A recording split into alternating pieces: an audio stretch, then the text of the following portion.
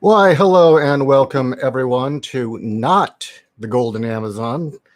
It is Saturday. It is me, your pal, J.Ishiro, author and alien in a human suit. And if you have not yet purchased Scars or Case File Arkham, what the hell's wrong with you? Beside me is my lovely wife and co-host. Hello, everyone. It's Kat, the night editor. And what does the night editor have to say tonight? Well, what do you want me to say? What do you think of Kevin Smith? I could do without. You could do without? Yeah. Now, you know, Kevin Smith was always kind of a waffly, dorky twit. But do you think whatever little creativity he had was stored up in all those fat cells he lost? I think it's one of those things where you have a certain volume of space, and if you try to stuff more in, then other stuff leaves. And I think that his integrity and artistic ability got pushed out with fat wads of cash. Yeah, I'm not really... And ego. And ego, yeah. I mean, I was never the biggest Kevin Smith fan. I mean, a lot of his humor was infantile or juvenile at best. But at least the guy was making films. You know, they were from his heart. They were honestly what he believed and what he felt. But clearly, when something happened along the way, because there's a hand shoved way the hell up that man's asshole. I think it started with Alanis Morissette. Why do you blame her? Dogma. Oh, yeah, that was pretty shitty, wasn't it? Like, really? She's God? No, I do not accept this. I accept Whoopi Goldberg as Mother Earth more. Yeah.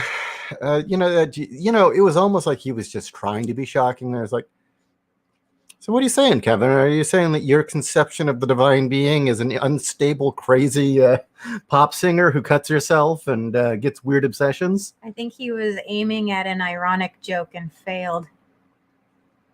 I mean, I suppose it would explain Yahweh's crazy mood swings of "I love you, I hate you."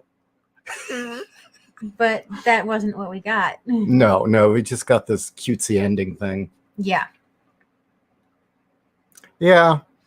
I mean, the other thing that's kind of funny is that he went out of his way in that film to have his two angels gratuitously go kill the entire board of Disney, which was probably the only redeeming part of that movie. Except he still sold his soul to evil corporations. Well, now he's over with Disney taking it up the ass. Yeah. So he obviously has zero integrity. No, none. He doesn't believe anything he says. Mm-mm. Let's see. We got a question already. Underworld Dream. Remember the story about how Kevin Smith wrote a Superman movie with Nicolas Cage? When the studio told him to put a giant spider in it, he did. He basically is a yes man for Hollywood. Yeah, he is. So he had the giant spider too, huh? Yeah, apparently. The thing about Kevin Smith that I figured out eventually, and I caught this because of how many... after a while, the same controversy keeps happening with the guy. It becomes very clear that, no, he's causing this. Mm-hmm. If something happens to a person once or twice, okay, it's coincidence. If it's constant, for instance, let's use an extreme example. I was shot once. Wrong place, wrong time. I just happened, guy with a gun, had a bad day, chose me. That's coincidence. Now, if I got shot like 4 or 5 times and was playing the victim, I'm doing something wrong. Yeah. Especially since it's not your career path. No. Now, Kevin Smith, you've noticed time and time again, he's the nicest, sweetest guy. He's just a real fan. And he goes and he wants to do something. And then for some reason, these big, powerful people just start hating him and talking shit. And it just happens over and over again. He did it with Bruce Willis. He did it with Howard Stern. I mean, and then it became very clear hearing each of the other side of the story.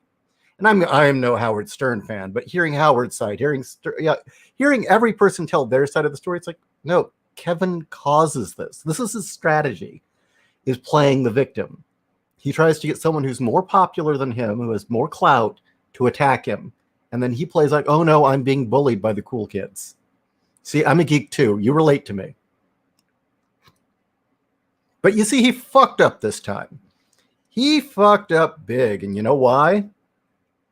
You know why?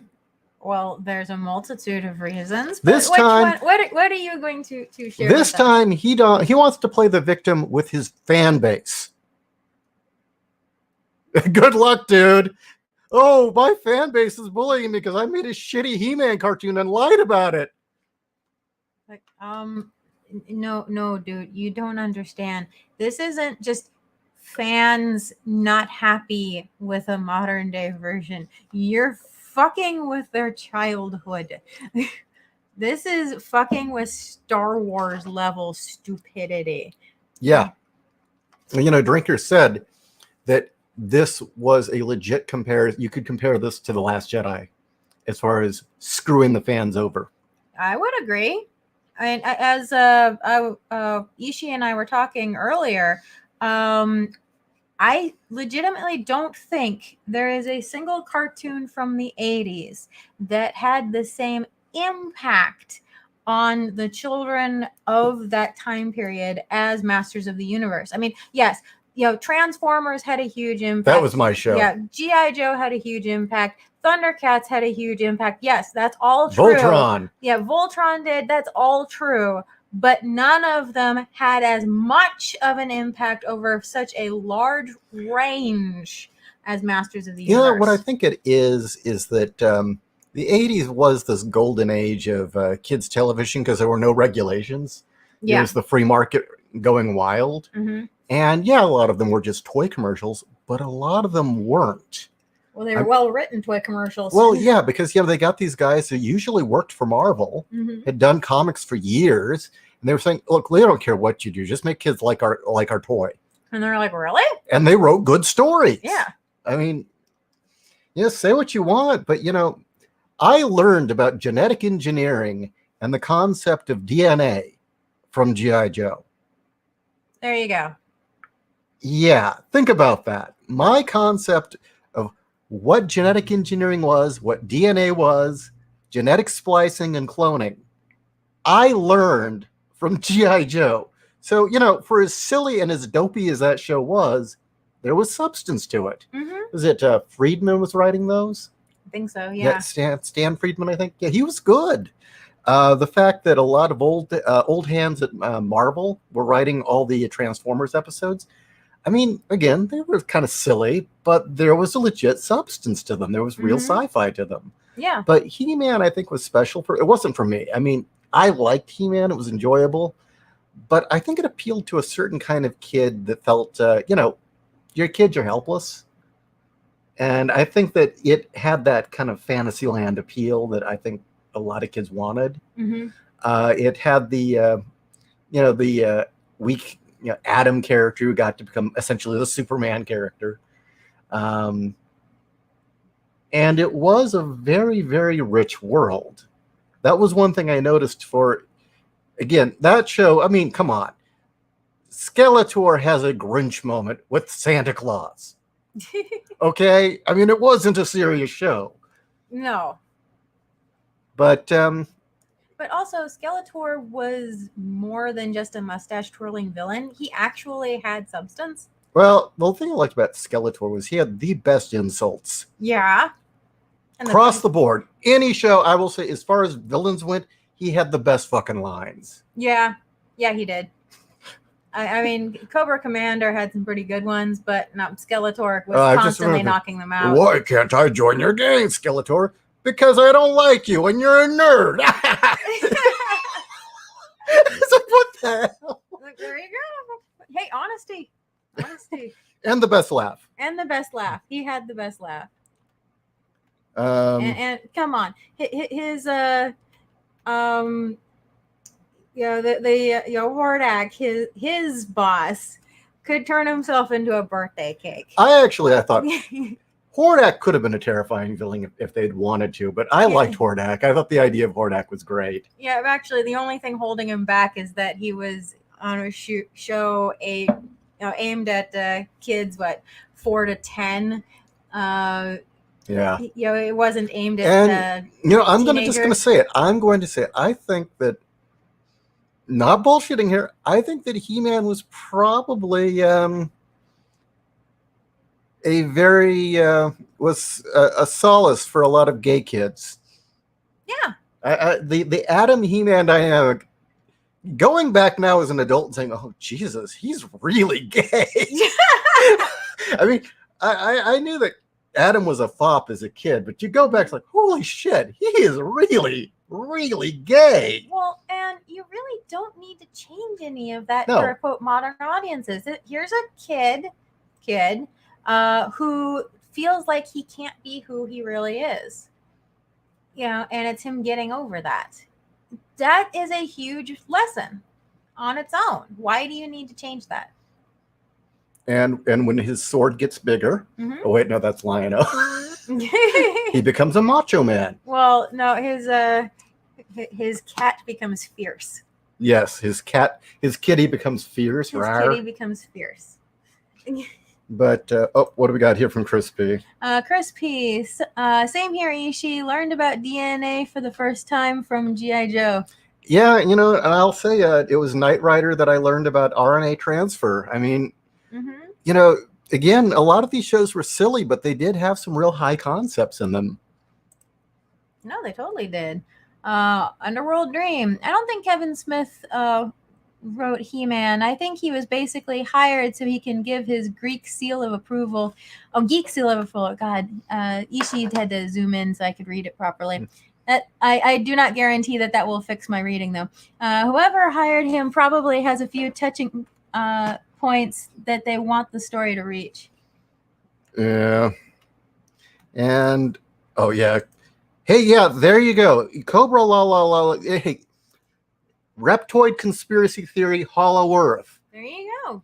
I mean, that's some deep lore right there. Yeah. Before it was popular. No, that is deep lore. Or, your favorite, the Inhumanoids, and all of the concepts in that. I loved the Inhumanoids. That was underrated. Well, right down to the fact that it worked in freaking Ayn Rand. Yeah, the woman obviously was kind of a Dagny Taggart stand-in. The brother, that was very much an Atlas Shrugged brother and sister relationship. Yeah. And the heroes were all very much libertarian scientists. Who didn't really want government funding. No. In fact, they didn't like the government. They didn't like the press either. No, they didn't. But I liked the fact that, yeah, these were a handful of scientists who just decided, we're going to handle this. Yeah, we're going to do it. Fuck you. Owen, my question is, if the He-Man toy sales were great, how come some of that money didn't go to better animation? Wait, do you mean in the 80s? When are you asking? Or are you talking about right now, what Smith did? Because I'm just going to have to throw in, okay, I know you're a young guy, Owen, so you're probably spoiled by anime. But by 80s standards, the, who did it? That was Hanna-Barbera, wasn't it? No, it was not Hanna-Barbera, because it was way better than what we were used to from. No, it was. But the wasn't Deke. It wasn't. The company that did the original He-Man cartoon, at the time, that animation was. Was it Marvel Studios? No, it wasn't. That was top notch. Mm-hmm. That was some of the best animation on television. Nothing else looked that clean or that smooth at the time. And I know that might shock you, but keep in mind, what was this, 1981? And, the high standard back then was, Johnny Quest? Yeah. Hanna-Barbera Studios. And Hanna-Barbera, by that point, had really slid downhill and gone real cheap. You're right. They had gotten sloppy because of the success of Scooby-Doo.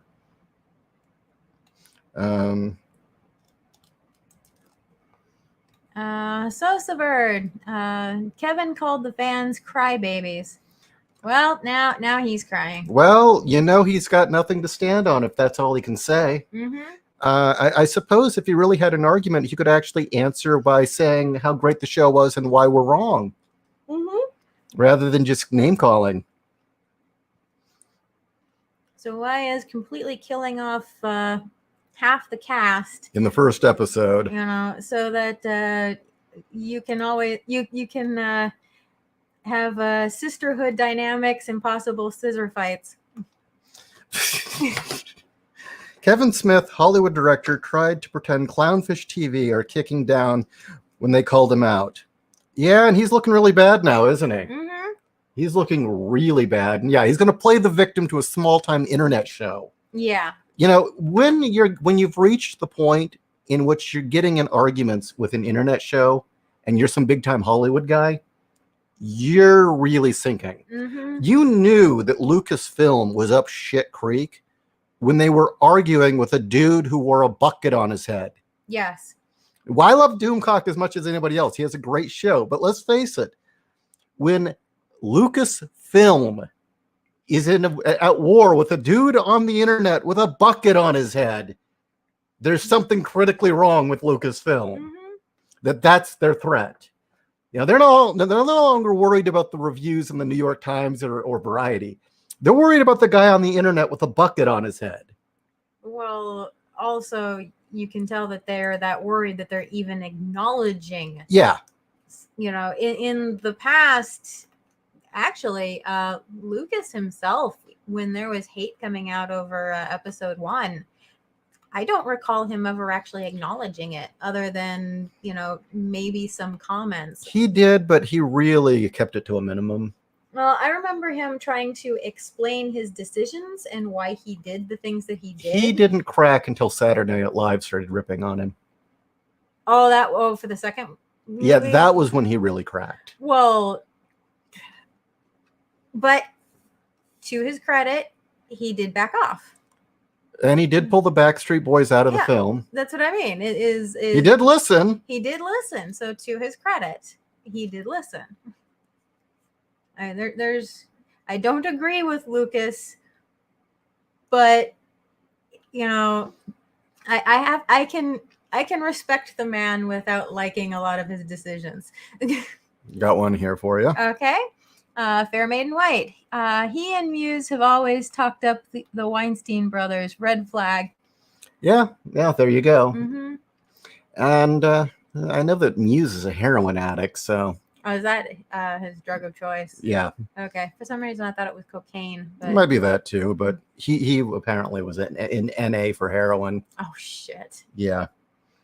But yeah, it doesn't shock me. I mean, none of the, you know, Kevin Smith plays it up like he's some good Catholic. The guy has no soul. No. He sold it. Yes, he did, to Disney. Yes. Damn straight, Serpentor. Yeah.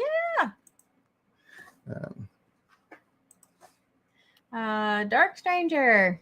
Just saw that live stream, deflecting and belittling critics as usual while being giddy as hell about it. Absolutely disgusting. Yep, and you know, you can fight with the critics, you can fight with fellow creators, you can have scandals in Hollywood. You don't attack your fans. Mm-mm. That is the one rule. You don't ever fucking attack your fans. I mean, that is your lifeblood. Those are the people that allow you to have a career, and you treat them like gold. I mean, these you know, celebrities and rock stars that treat their fan base like dirt. It's like, you morons. Mm-hmm. Seriously? You know, they pay you, asshole. Let's see. Salsa I misheard that and thought you said Hitler learned genetics from G.I. Joe. That would have been a trip. I learned DNA and gene splicing from Batman Beyond. There you go. Yeah. Yeah. The Chimera episode. Well, you know, or was it Ink? You know, you notice that they didn't give Serpentor Hitler's DNA? Did they not? No, of all the conquerors and dictators, they did not give him Hitler's DNA. Really? Yeah. Guess they figured, you know, that's just a bridge too far. You know, they did get Vlad the Impaler, though. Okay.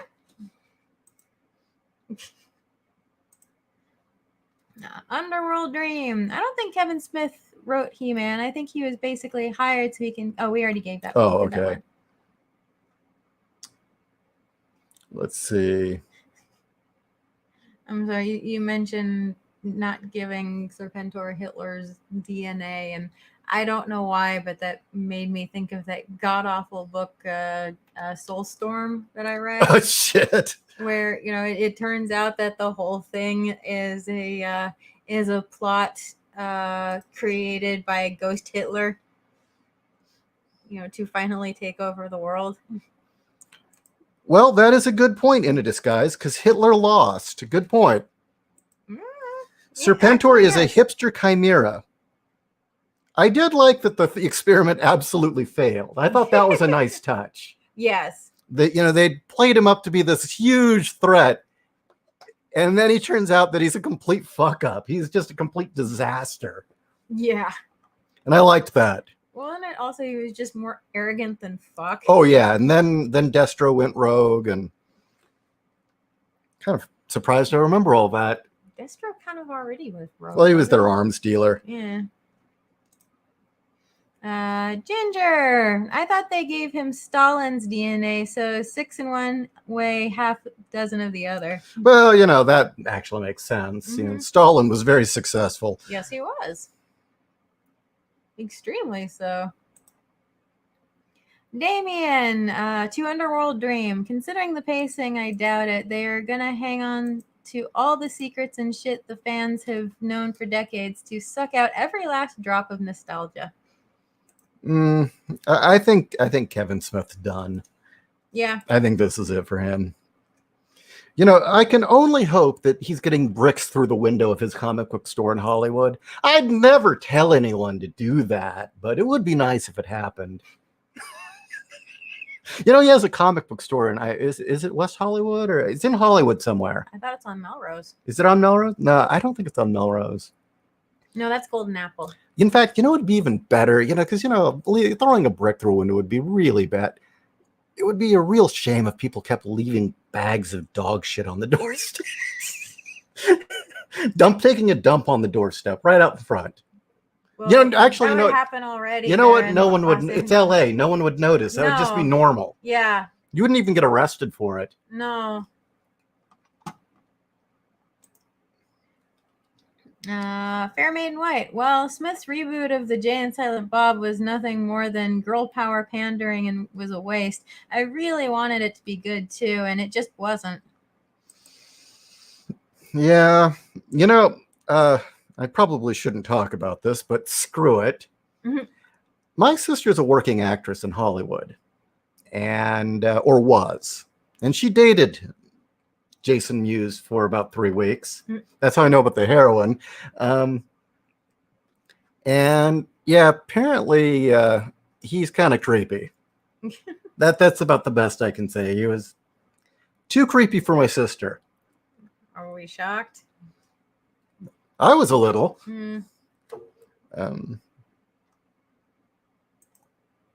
Oh wait, no, that's just an inner conversation.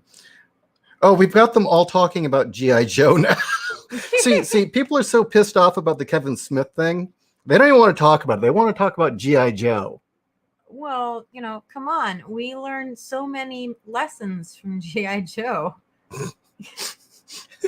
What, like don't go swimming when it's the lightning? Yes. Don't pick up power lines. What were some of the other really, knowing is half the battle, stupid lessons that are like, why are you telling me this? Wasn't there stuff that was in line with like Safety Woman, where it was like if you're cooking in the kitchen and there's a fire, like what to do? It's been forever. Think there was some stuff like that. Oh, there we go. Patrick James says, I think we're all feeling this right now. Yes, fuck you, Kevin Smith. Longleg Larry, they've explicitly said they killed characters to piss off fans. Imagine if they gave She-Ra the same treatment. Would have been an improvement from the Steven's Universe knockoff Netflix show. Yeah, they've been just shitting all over everything. It's disgusting. Ugh. So they explicitly said they killed off characters to piss fans off. Well, who said this? Was it Kevin or was it the studio? Well, they got what they wanted. I've long believed that an asteroid strike on Hollywood would actually improve it. Or a neutron bomb. Just saying. Just saying. Damien, Tila went from a determined, aggressive woman who is determined to find out the truth to a petulant bitch who doesn't want an answer. She even tried to go kamikaze on Skeletor. Because that's strong. The thing is, yeah, you didn't need to girl power Tila. No, you didn't. She was already the girl power character. Yeah. She was already kind of annoying, too. Well, to be honest, I never liked her. Same. I didn't like Tila either. I found her kind of annoying. I mean, when I was a kid, I never really liked the characters that were aimed at girls, to be honest. I always gravitated more towards the boys. But She-Ra was awesome. Yeah, okay, yeah, it's related. It's not what we're talking about. But yeah, She-Ra is another show that's completely been vandalized. Talk about that since it meant something to you. Oh, well, like everything that they're doing, I'm just pretending like it's not happening, and because I can still go back and watch the original, so fuck them. But She-Ra was interesting in that it was a long ass time before I found another character similar to her where she actually didn't have to pretend who she was. It was more her finding who she was. She was the lost child who was abducted, and you can't brainwash a baby. So she was never told who she was. She was already the captain of the guards for Hordak. So she could fight. She wouldn't let anybody push her around. She was no nonsense, and didn't give a shit what anybody thought. And then when she found out who she was, she had the balls to say, you know what? My entire life has been a lie. I'm going to try to fix things. And it's kind of like her on a redemption path afterwards, trying to make up for the fact that she had been... So kind of a proto Xena? Actually, yes. Because, if you think about it, she felt bad that she had basically been the one who was enslaving all of Etheria on behalf of Hordak, and so she dumped all of that, left all of that behind, and decided that she was going to try to undo what she had done. Oh my God, it all fits now. It all fits. This is so you. Okay, this evil being who's half technology or something like that, who lives in a dystopic techno fantasy world, and this badass woman is the captain of the guards who serves him. Mm-hmm. And then she decides, wait a minute, my entire life's a lie, and turns against him. Mm-hmm. How is this not Barda? Yeah. How is this not the big Barda story arc with Apocalypse and Darkseid? Darkseid? Barda married a man where She-Ra's best friend would go shopping with her. Oh, Bo? Yeah. Okay, yeah, Bo was definitely fabulous. Yeah. Even as a kid, I could tell there was something a bit fruity about Bo. Maybe it was that big heart. Maybe it was the porn stash. I don't know. The heart, the porn stash, and the squirrel owl thing that was his best friend that had rainbows for wing ears. That was before rainbows were gay, though. Yeah. Could that have been the beginning? But yeah, okay. And the thing I distinctly remember about that show as a kid was that She-Ra was the first show I remember that wasn't Japanese, okay? Mm-hmm. Where she wasn't just the girl character. No, she wasn't. I mean, Tila was still the girl among the group. Mm-hmm. And that definitely wasn't the case with She-Ra. And then she had all her friends who, I don't know, could have seemed kind of ancillary, to be honest with you, other than Bo. I agree with that, actually. I didn't see why she needed a gang. For action figures, I had one of them. Oh, well, yeah, okay, yeah, to sell products, dumbass, of course. Yeah, there's a character that shows up in two episodes, and I had that action figure. Which was? The woman with wings. I don't even know what her name is, but she had an action figure. I will say the gimmicks for a lot of those Masters of the Universe toys were pretty awesome. the winged woman was awesome. She had this like little halo thing that you would push, Yeah. and that would make her wings flap, and they flapped with this satisfying snicket. Yeah, So- it's probably not impressive by today's standards, but I thought the Roboto character was pretty cool. Roboto. He was the robot. Yeah, no shit, right? Okay. And he kind of had a medieval knight theme going to him, but his torso was completely transparent. Oh, that's And there cool. was a series of clockwork gears in the toy's chest, and as you turned his waist, they would move. Oh, that's cool. Which was kind of neat. And then he had different fittings to go on his arms. That and was it Trapjaw, I think his name was. Mm-hmm. It just was disturbing looking, so I liked him. He had like a bear trap. Yeah, it was just disturbing to me, and I don't know, I liked that. Let's see. Yes, I have seen the G.I. Joe parodies. Those are wonderful. Okay, we got a comment here. That's too long, like Larry. Oh, okay. Romando, can we get an Indiegogo for you flying to LA and videotaping yourself shitting on Kevin Smith's doorstep? Oh God, I would love to, honestly, or do it to his comic store, except I have sworn, honestly, I don't ever, and I mean ever, want to set foot in California ever again. A beautiful state, or it was, wonderful weather, had a lot of good things going for it. It's all gone now. And frankly, it's irrational. I realize I just don't ever want to get trapped there. I mean, I felt so trapped there before we left that I don't want to go back. I really would just fear having to go back there and staying. I think that's a plot to a wacky road trip movie.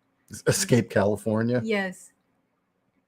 It'll be like Ryan's Babe. Oh, God.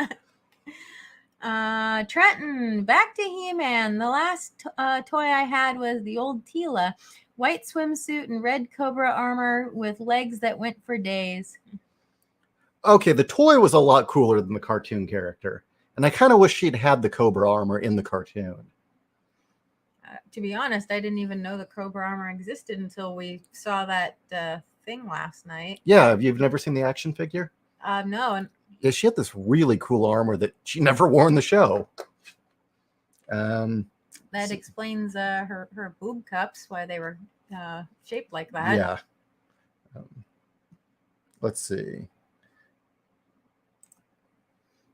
Chris P. I liked watching She-Ra because I thought she was hot. Chris, we all did. We all did. We all did. Who didn't want a Valkyrie that had a sword, and what else did she carry? She had a horse. A winged horse? Well, yeah, Valkyrie. Yeah. You know, who's going to have her way with you? Who wouldn't want that? You know, seriously. What young boy didn't think those things? Want to know what was underneath that armor? I'm not kidding.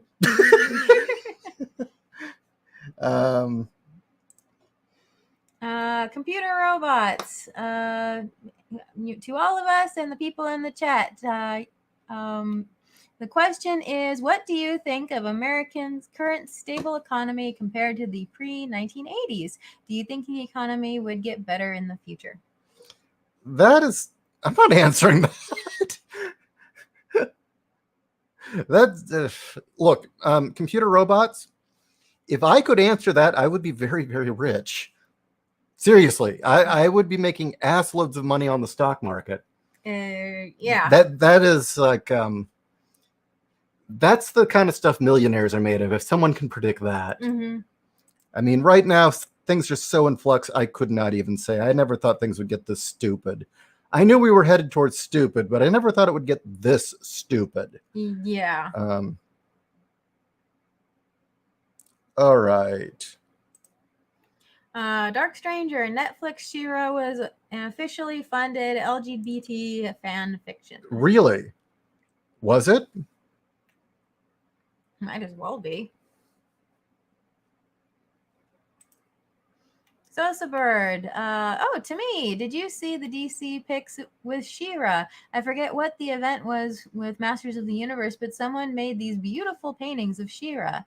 I wonder if it's in the same line as one of my favorite pictures, which is of Skeletor by the fire reading a book, and he's got Shira's horse's head above the mantle, and I think there's a picture of Hordak, and I mean it's this wonderful scene of him by the fire, and it's beautifully painted. I mean, not Alex Ross beautifully painted, but pretty damn close. Yeah.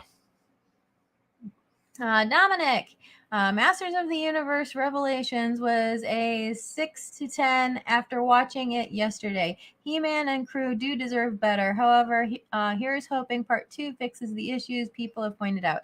Okay, Dominic, I'm going to be very, very blunt with you. I'm saying this with the best of intentions, and I mean this out of all kindness. Take the needle out of your arm. That's addiction. You go back to him, he's just going to beat you, girl. Yeah, he will just beat you. You got to break up with him. He ain't any good for you, girl. Get your first step. Yeah, get off the bottle, call, Netflix, or leave that abusive boyfriend. Yeah, it's just going to hit you again. You got to kick him to the curb, baby. And I'm not shitting you, okay? Seriously. Disney, Netflix, we've canceled all this. No, I have not seen The Mandalorian. Maybe someday I'll watch it through piracy, but no, I'm not going to watch it. I'm not going to pay for it. I am never giving Disney any more money. I'm not giving Netflix any more money. It's just that simple. There are other things I can spend my money on, and there are other things I can, spend my time and brain cells in appreciating.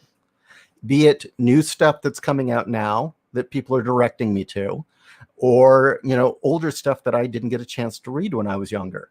But no, you want this shit to stop? You want better content? Stop giving them your money. Done.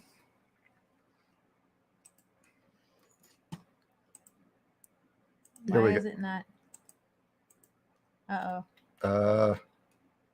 Why is it not doing the thing? I don't know. This is kind of unique.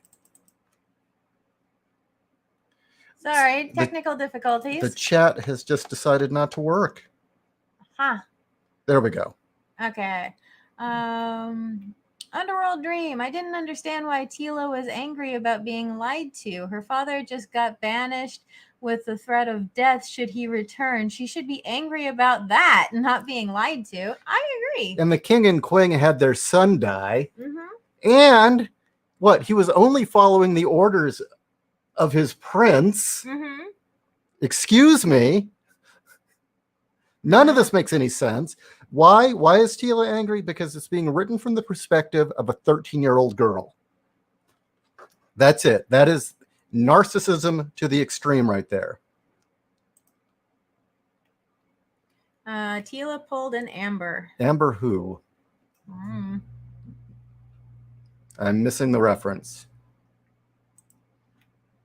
Long Leg Larry. Every He-Man series is dated, but this one ups the ante by being dated in the title Masters of the Universe Revelation. Yeah, real original subtitle there. Okay, let's see. Buddy, the armor on Tila's toy was because it was supposed to be what she would look like when she became the next sorceress. In the early stages, she was the sorceress before that changed. Oh, that would have been a cool lineage for her to become the next sorceress. Yeah. Especially because I kind of got annoyed with the sorceress. Sorry, that simpering thing just drives me nuts. The simpering? I just remember the sorceress kind of being vague all the time. I always felt that she was kind of simpering, too. Yeah, I don't know. I have different memories. I also have different standards. James Patrick, remember the original voice actor for Skeletor was playing Mossman and killed off first? The chat's not really cooperating tonight. William, doesn't Hordak start lamenting that Shiro was his most competent soldier? He did. Yeah. And actually, that was part of it, was he wasn't trying to, well, he was trying to stop her band of people, but the main thing was he wanted her back. Yeah. You know what else I remember? This is completely unrelated, but that whole arc in the Super Friends where Darkseid was obsessed with Wonder Woman. And he was voiced by Frank Welker. It was Wonder Woman, is she alone? Like, oh my god. Frank Welker's awesome. Fair Maiden White. As a little girl growing up in a one-horse small town in Texas, I very much looked up to She-Ra and Red Sonja. I wanted to grow up and be badass like them. Totally! High five! Damn straight. Hey, Fair Maiden White, do you think you could write something up about that? I'm serious. Do you think you could do like maybe 3 paragraphs about how that affected you being a little girl growing up in a one-horse town? Seriously. That's kind of the sort of testimonials I kind of need right now for the book I'm writing. Cool. Let's see. Sorry for making everyone wait here. We're going through the chat, and again, the chat's scrolling very, very weird. Damien, Revelations Prince Adam is the most dandified, incompetent, and pathetic version of the character I have seen. Agreed. He's such a chump that he shows in the afterlife in his civilian form. Oh. That's... So when he's dead, he's really Prince Adam, not He-Man. That's kind of a downgrade, isn't it? Yeah. Star Storyteller, stop going back to Hollywood. They're just going to beat you senseless. Come on. Post is frozen again. You want to just read it since it won't post? Okay. This is Star Storyteller again. Yeah. Have a 12-step program for a bad fiction. You know, I hate to say it, but it seems like we kind of need a 12-step program for bad fiction. Mm-hmm. Just the amount of abuse fans are willing to take and keep giving these assholes their money is really nerve-wracking and pathetic. I mean, at some point, don't you feel like used? And I don't know. It was like the day I found out Facebook was purposely writing their algorithms to piss me off, I left. Mm-hmm. When I found out what Disney was doing, I ceased giving them money. And it's just, and when it came to Marvel and DC, same thing. I just stopped giving them money. And if I absolutely wanted to read something, I would buy it used. I was not going to give them my money. Of course, I don't think we've read anything since anything published after what, 2014? Comics wise? Yeah. Besides things that we've supported on oh no, I meant Marvel and DC. Oh no. Dark Stranger. Yes, it was. Every woman is gay, especially Adora with Cat Lady, blanking on the name, Catra. And Bo's parents are both men. Etheria is mostly LGBT relationships. So if Etheria is primarily gay, do they have like a population of like 5 or something? Well, considering it's already a very small pocket dimension to begin with, it's probably going to not breed itself out of existence. Unless they continue to steal children. I don't know. Is Hordak like cloning people? I mean, he did have to supplement his army with robots. Mm-hmm. So who knows? Maybe. Underworld Dream. Netflix She-Ra was basically a self-insert story that deals with lots of the creator's problems. Yeah, and that creator is seriously damaged. Mm-hmm. Yet another one of these LGBTQ weirdos who has strange pedo desires. You listen to interviews, it's just like that weirdo from Steven Universe, where it's you get them talking and it's like, no, you want to fuck kids. There's something severely wrong with you. Mm. And it really turns my stomach, honestly. Amazing how many of them are making content in Hollywood right now. Yeah. Well, you know, Yang and I talked about the kind of people that are creating stuff in Hollywood right now, and they're primarily spoiled 1%ers. children of rich families and producers and actors who've, Max Landis I was just thinking has Max absolutely Landis. no touch with what reality actually is, but they think they know everything, and they're communists. Mhm. They're damaged to all hell because look who their parents are. Mhm. They grew up in debauchery land, Sodom and Gomorrah of Hollywood, And liked it. yeah, and they think that's normal. It's like, no. It's like, I get why Me Too exists in Hollywood and why a woman who grew up and lived her whole life in Hollywood would think every man is out to rape her. Because you live in Hollywood. But you move to the suburbs of the Midwest. No, that is not reality. Mm-mm. That is this little pocket of hell you decided to live in. Don't judge the rest of us by your debauchery. Kevin. Yeah. Let's see. No. Kevin is the kid who always wanted to be part of the popular. Yeah, because he came from the suburbs, and because he really didn't earn it, he just made enough money for them to give a shit about him. His fall is absolutely beautiful because he doesn't know what to do. Yeah. And they never fully accepted him to begin with in Hollywood. He was always the dork. No, he was the guy that you say is your friend, so that you can say, I know this guy who's really talented and not popular. Yeah. And so you can also say, well, I knew him before. When by before you mean 5 seconds ago. Damien, I mean, as silly as the 80s version was, he was willing to go into a bottomless pit filled with dire spiders to recover his sword. Let's take it a step further. As silly as all those 80s cartoons were, okay? Toy commercials as they call them. Mm-hmm. The defining characteristic that is different from what we have now is there was a constant theme of a moral compass through all of it. Mm-hmm. Yeah.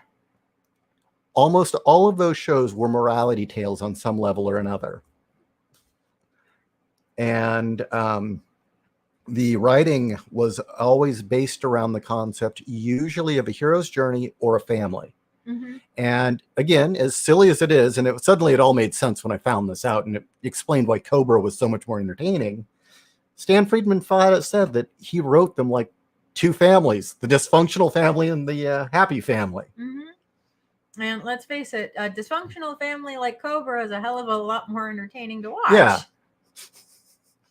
So, if all of those shows back then were based around the principles of having some sort of morality tale and family dynamics, mm-hmm. versus this bizarre post-gender, postmodernist bullshit we're getting now, which is narcissistic and nihilistic, mm-hmm. that it doesn't matter that they were goofy. There was at least substance to them. Well, again, finally, you're on the air. I can bring this up. Okay. Your theory that Gen X's TV dad was Batman. Yes. Explain that. Well, all of us were watching Batman. It doesn't matter if you're Gen X or Gen Y. Yeah, that weird cusp generation that wasn't quite millennial. And so every single one of us was watching that. Almost all of us were neglected kids to one degree or another. And if you did have two parents that raised you, you were awesome. But for most of us, television was our parent. We learned our morals from television, and Batman never preached. Batman didn't say, do as I say, not as I do. No, he lived it, and he showed morals, and he showed what happened if you didn't live by these morals and live by these codes.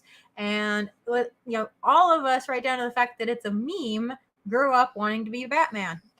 Be yourself unless you can be Batman, and then be Batman. We all grew up we didn't look up to Dad, we looked up to Batman. Yeah, we did. I know that some kids said they looked up to Optimus Prime, which I will also accept. I think Optimus Prime is. I don't think he was as well defined as Batman. Well, the Timverse was the Batman animated series was such a gem in itself. Well, also that was a special moment in history. It was a special moment, and it lasted longer. Yeah. And again, the show was the Batman show. It wasn't the Optimus Prime show. Right. And yeah, he went through his moral struggles. He taught lessons. There was definitely the unyielding drive to protect kids. I mean, I think we're all going to remember that episode with the Rat King. The Rat King. I think that scarred us all too. I think it did too, because that's one of those episodes where everybody remembers it. And then I remember, strangely enough, the name's almost similar. The second episode with Hardak as opposed to Hordak. Hardak, where he made a replicant of Batman. Yeah. Right down to the very final details, and put into a form that a child can understand, actually questioned the way Batman lived, the rules that he put for himself, especially about not killing. And it put that to the test. And so as a child, you saw that, and then you saw the repercussions of Batman taking a life. That was genius. And again, it showed and it didn't preach. The other thing that really stuck out to me, I know that we're supposed to be talking about He-Man, but the other thing that stuck out to me about the Batman animated series was it was one of the few shows where the villains were truly villainous. They did evil things. Usually, let's face it, Cobra wasn't that scary. Oh, Mark Hamill is the Joker. I mean, God. Joker, Two-Face. Two-Face, definitely. But at the same time, it also believed in redemption. Freeze. Oh, Freeze was so tragic. That was the thing. Freeze was tragic, and you felt for him. And that also called into question of, when is it wrong to do something if you have the right intentions? And it's him trying to bring back his wife. And every time Freeze was on the screen, you were faced with that moral dilemma. Do you break the law if it's for a good reason? Right. And then, the one where also Harvey Dent had been healed and had been given a clean bill of health from Arkham. That one also really stuck with me because it wasn't something you saw. And the fact is, the guy that put him there was the guy paying to help him. Yeah. And I think you don't think about it while you're watching it, but there is a moral undercurrent there that sticks with you. And I know for me, redemption is a very, very important theme in fiction. And you don't get a lot of that anymore. No, you don't. And then you have the irredeemable, like Joker. Yeah, like Joker. Or the fact that Batman would want to try and redeem people to a fault. He never gave up on people. No, never. Even sometimes when he really should have. I'd say his two main pet projects of trying to redeem people was not only Harvey, but was Harley Quinn. Yeah. Back when Harley Quinn wasn't evil, she was just damaged really badly. Yeah. Now she's just evil. So speaking of which, we've got a comment. Dark Stranger, also, since you both talk about it a lot, Kevin Smith is a big fan of Joker and Harley. Yeah, I know. Names his kid after Harley and turns Skeletor and Evelyn into a Joker and Harley. Yeah, that's painful. We were actually discussing that on the way home, how disturbing it was that he named his daughter Harley Quinn. Yeah. Well, because I'm never there plugging my own work because I'm a horrible salesman. We've got Unqualified. What's some horror noir comics? Want some horror noir comics? Check out Case File Arkham. Hey, thank you, Unqualified. Thank you. Yeah, if you want some good horror noir, a good 200 pages worth, because it's 2 graphic novels, 1 and 2, Case File Arkham. It's horror. It's hard-boiled detective noir. It's written for adults. 16 and up, definitely. It is everything that you would love about a classic hard-boiled Elroy novel meets the horrors of Lovecraft. And you want a beautiful woman or beautiful women? They're in there. Absolutely. There are plenty of gorgeous dames. Both books have at least 2. Yeah.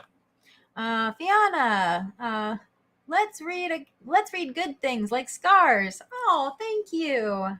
Thank you so much. I need to do a writer's room about Scars. I really do. Yes, you do. All right. So, Oh, bye, Wolf10. Unqualified. Have you? God, I can't read at this moment. Have you done a Batman the Animated Series stream. Oh, You know, considering we're constantly talking about it, we really should. we should. You know, what we should probably do is just sit down and, pop on the DVDs and watch our favorite episodes and go on the air and talk for a bit. Well, think we that could would- actually rig it up where even though they couldn't hear the TV, we just run it and we talk while we're watching. Oh, and they could watch along? Watch along, or we can say which episode we're watching. Yeah. Sure, why not? I mean, there's a handful of episodes. I think, what was the one where he talks to the priest was another one that blew me away. Oh, God, yeah. That was a good one. Didn't he get hurt really bad and he had sought sanctuary? He was trying to keep a criminal from going back to crime. That's what it was. Did he? You know, that is one of the few things I didn't see. I never saw Sub-Zero. How was that? I have heard mixed reviews of Sub-Zero, but I do know that is when it comes out that Wayne Tech was able to revive his wife, and that's when Freeze decides, okay, I'm going to turn away from crime and I'm going to be with my wife. And you think it's going to be a happy ending, and then in the TV show, it's not a happy ending because you get what happened afterwards in the TV show. Oh, in Batman Beyond, when he's just a head with spider legs? Yeah. Poor Freeze. I like Freeze. Well, I like this Freeze. The original Freeze is goofy as fuck. Oh, you don't like Arnold Schwarzenegger? Okay. That was bad. terrible. You know what? That was so bad. I actually forgot about it. No, I mean the Adam West. Oh God, yeah. Freeze.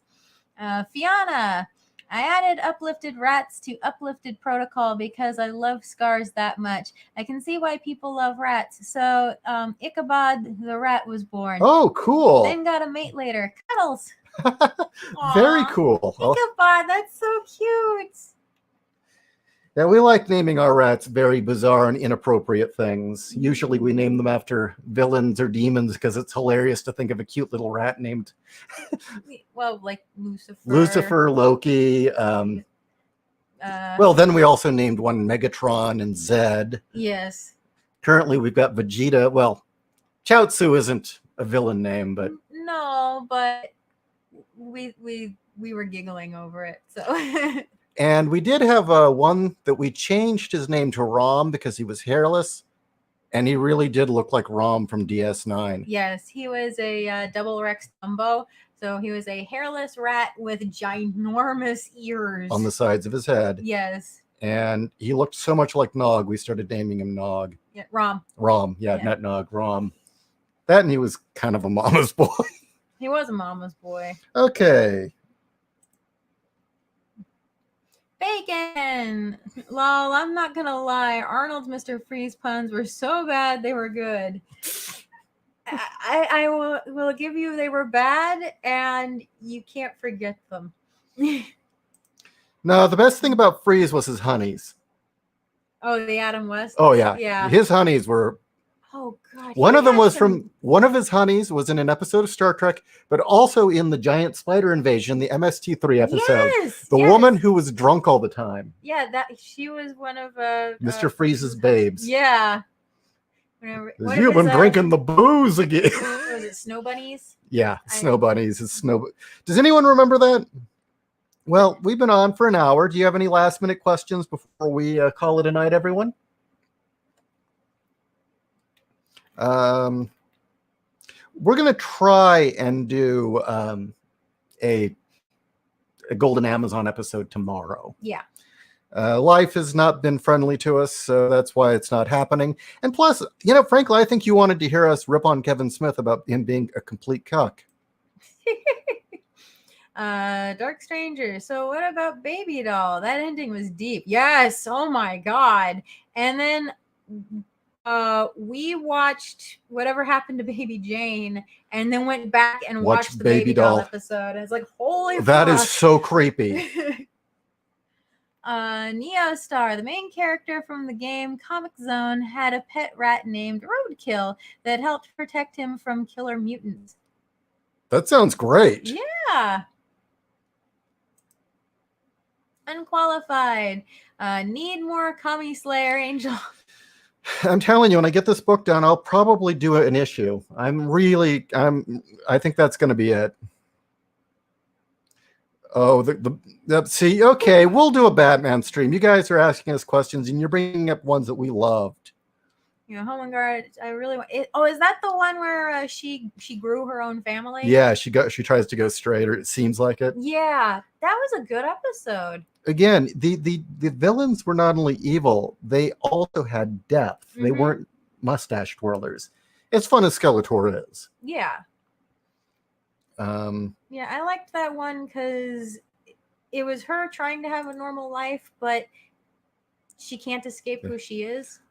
Was Roxy Rocket originally a Batman villain? I thought that was a Superman villain originally from the show, but yeah, she's fun. So too. All right, well, thank you all for joining us. And anything else we want to add? Buy his books, Golden Amazon tomorrow. And I hope everybody will stay safe this evening. I know Arizona is having amazing storms right now with flooding. Yeah, I'm shocked that our connection's as good as it is with the flooding. So everybody stay safe wherever you are. And we will definitely see you tomorrow. And remember, you don't have to watch any of these horrible shows that piss on your childhood. You know, there's always whiskey. There's always whiskey. Good night, everyone.